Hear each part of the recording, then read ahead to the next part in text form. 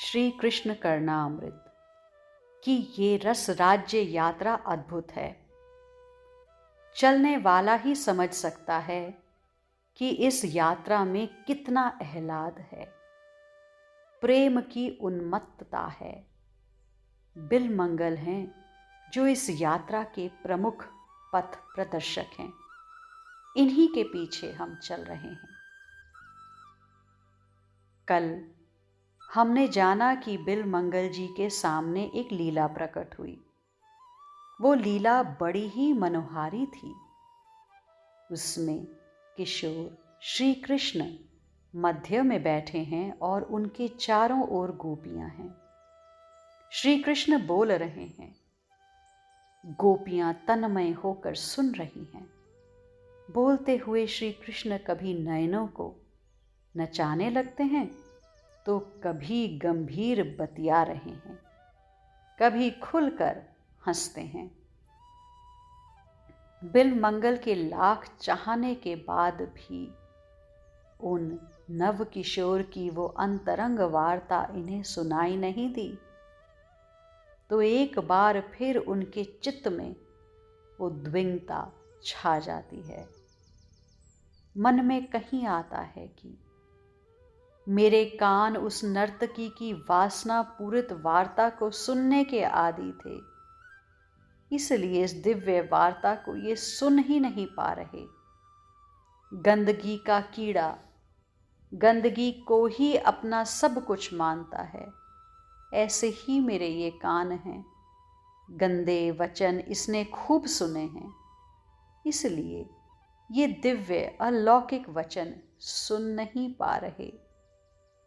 एक बार फिर बिल्वमंगल का चित्त उद्विग्न हो उठा।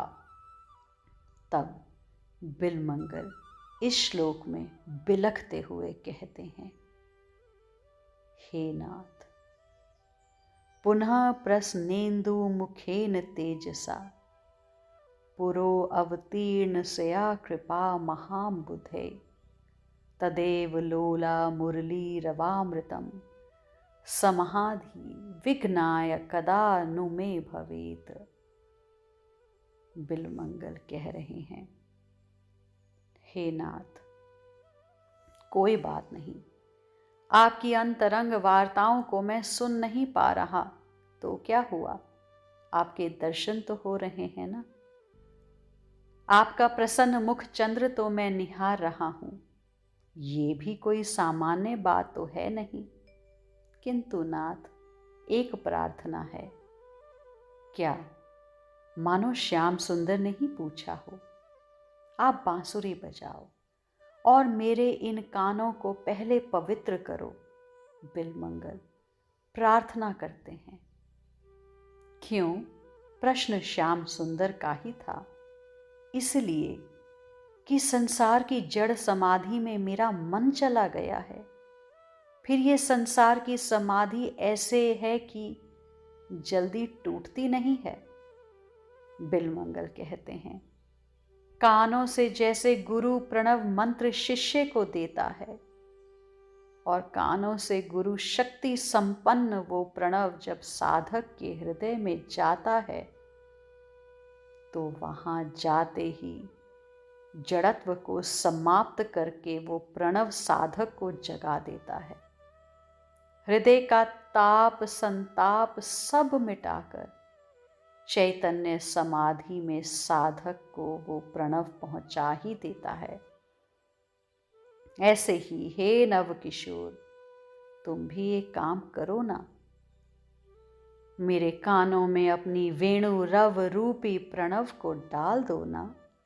इसमें मेरी संसार के प्रति जो अभी भी गहन मूर्छा है, उससे तुम्हारी ये वेणु की सुर लहरी हटा देगी। हे नाथ, मैं तुम्हारी अंतरंग वार्ता नहीं सुन सकता, कोई बात नहीं, बांसुरी ही सुना दो। बांसुरी तो तुम ब्रज के पशु पक्षी को भी सुनाते रहे हो, फिर मुझे क्यों नहीं नाथ। हे नाथ, सारा काम बन जाएगा मेरा। और इस तरह मैं तुम्हारी अंतरंग वार्ता का भी अधिकारी बन जाऊंगा। आप तो कृपा के अवतार हैं, अवतीर्ण हुए हैं आप, तो फिर मेरा इतना सा काम क्यों नहीं कर रहे?